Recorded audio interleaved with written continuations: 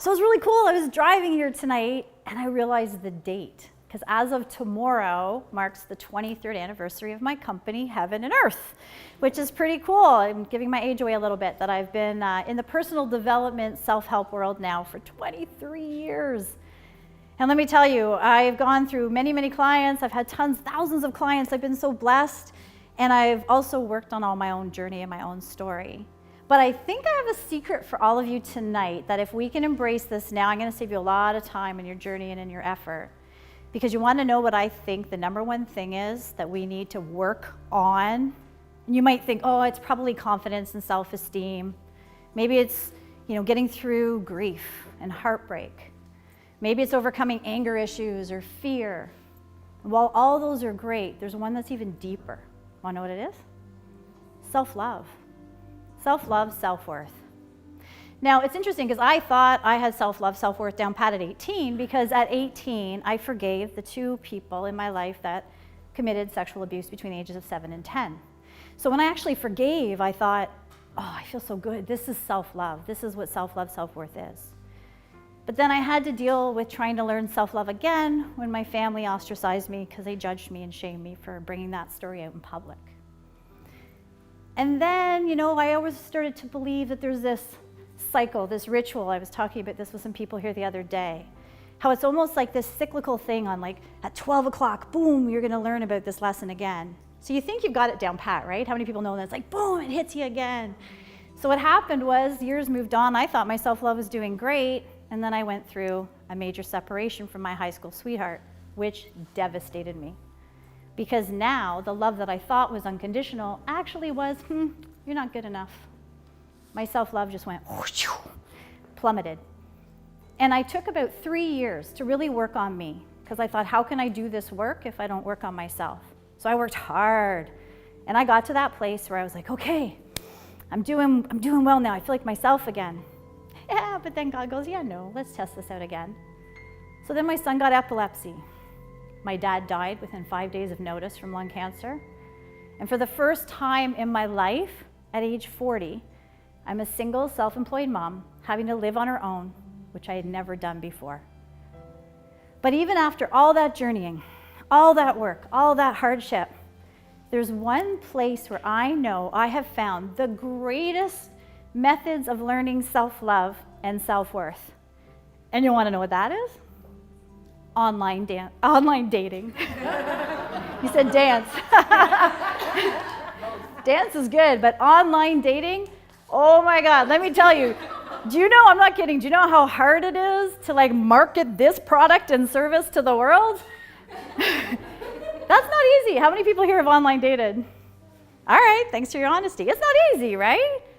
So I started the process. And it was actually kind of fun at first. I was like, okay, this is kind of cool. I got myself a match.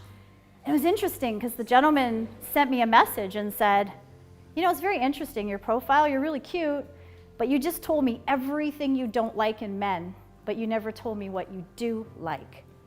And then he blocked me. Oh, ouch. Me getting blocked? That was not okay. But then I had this idea. I was like, oh my goodness, I've been in marketing and sales with my company, my business. I'm marketing myself.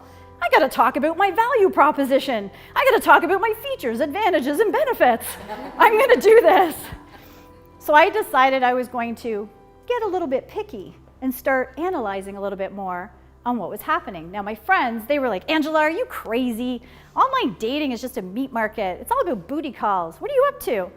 I said, no, wait a minute here. I'm going to picture that online dating is like a grocery store. When I go into a grocery store, there's thousands of products, am I right? I can choose if I want to pick all the junk food and all the crap and all the stuff with preservatives and all the pesticides.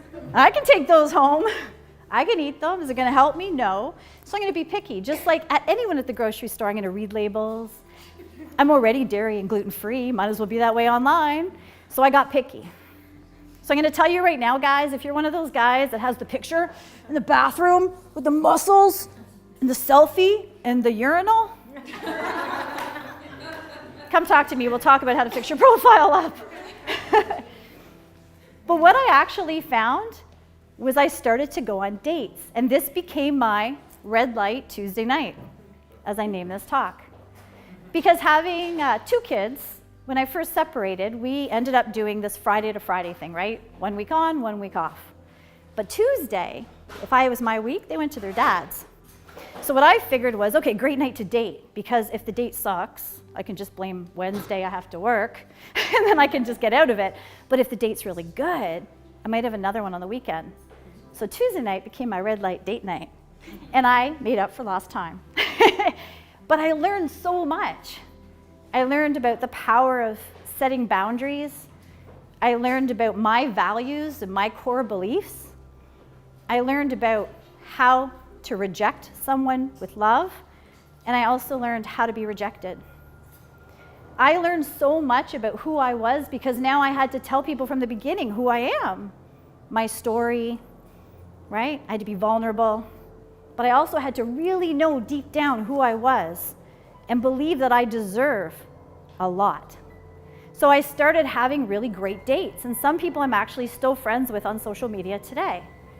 My dates became actually so great that a couple of friends came to me and said, "Can you help me with my Tinder profile?" And I'm not joking you. 2 of the men, one is married with twins. The other one found his wife in 24 hours. And my girlfriend is now in a beautiful long-term relationship because they came to me for their marketing help online. Hey, thanks. So it's interesting because I'm still single. But my daughter said to me one day, she's like, "Mom, just settle. Just be happy." God love her. But I said to her, I'm a role model. I'm your mother. I'm going to have to teach you about self-love, self-worth. So I said to her, "Hun, how fair would it be that I've worked so hard on myself? I've been through so much. I was with your dad for 24 years. And if I've done that much work and I've brought myself up to this level, how fair is it if I only find someone here? It's not fair to them. It's not fair to me."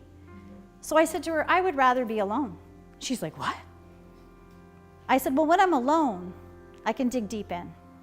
And at first, when I separated, I couldn't be alone. I grew up in a house that always had the TV on, always had the radio on, always was noise, always people in the house. Then I was always living with someone too, right? But now when my kids were at their dad's, I was alone. But that not only gave me a chance to date, but it also gave me a chance to be quiet and look within. So I started to really analyze those core beliefs and values, starting to see where the relationships went right, went wrong, what I truly wanted and desired, and what I wouldn't settle for anymore. So I told my daughter, I'm never going to settle. Not until I find someone who is aligned with me. And if I don't, then I love myself okay enough to be alone. So if you're here in a relationship or married, great, kudos to you. But I can guarantee you, it doesn't matter if you're in a relationship or if you're not, everything's going to come back to self-love and self-worth. If you are unhappy in a relationship, what does that say about your own self-love? If you are being abused in any way or are the abuser, what does that say about your self-love? If you maybe give to everybody in your life, but you don't give back to yourself, what does that say about your self-love? So I challenge you to look inside to see where is the level at your self-love and self-worth, and how much more do you deserve, and be okay with accepting it. Because when you do that, then your Tuesday nights could be fun with red lights, whether it's with someone or without. But I do know one thing from being in this industry and doing all this work: when we really love ourselves, our light will shine. And when we shine our light with more love to the world will love us back. So my wish for you is that you have more self-love, more self-worth. And if you haven't done it and you're single, get out there and date. And thank you so much for letting me share my red light Tuesday night, date night.